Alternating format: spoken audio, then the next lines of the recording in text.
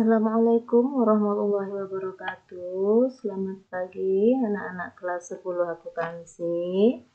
Berjumpa lagi bersama Ibu di pelajaran akuntansi dasar. Oke, baik anak-anak. Mari kita berdoa menurut agama dan kepercayaan kita masing-masing. Yang beragama muslim jangan lupa baca bismillah ya.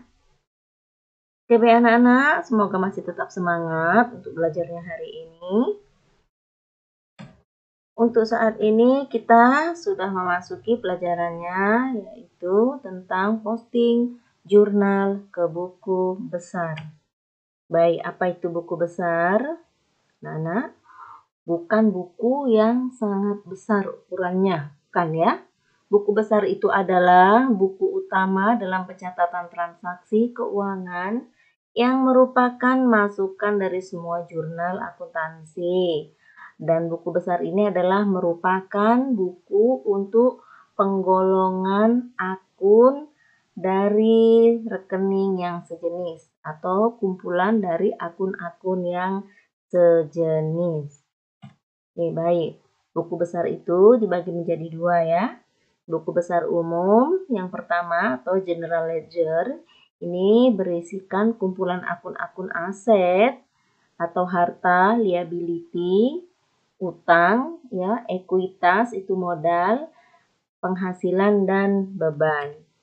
Sedangkan yang kedua adalah buku besar pembantu atau subsidiary ledger. Ini adalah merupakan buku besar yang menguraikan buku besar umum. Catatan dalam buku besar pembantu merupakan rincian dari salah satu perkiraan yang terdapat dalam buku besar umum. Oke, baik anak-anak, untuk membuat buku-buku besar kita harus mempelajari dulu tentang penomoran akun ya. Penomoran akun itu adalah nomor atau kode ya. Nomor atau kode untuk setiap buku besar yang ada di perusahaan. Dan penomoran ini wajib diberikan untuk mempermudah dalam pembuatan buku besar nanti.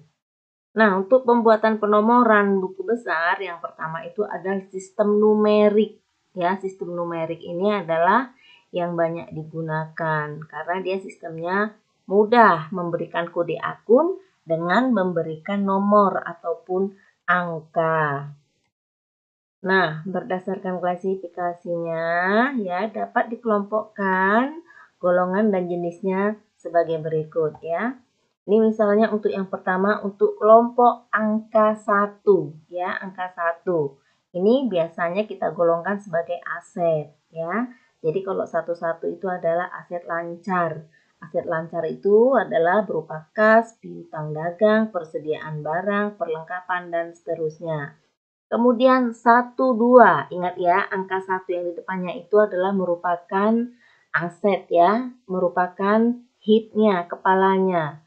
Jadi 1 yang di depan ya, ini adalah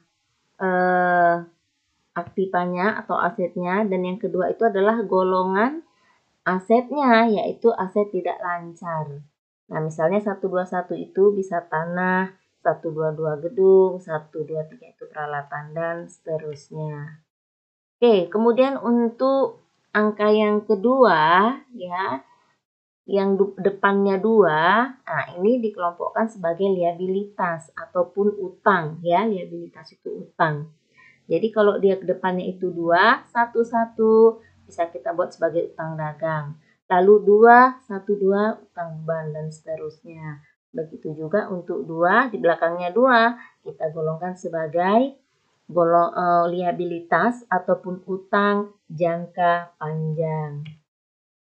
Baik anak-anak, sekarang untuk yang 3, yang depannya 3 atau kepala 3. Ini dikelompokkan ekuitas. Ekuitas itu adalah modal ya.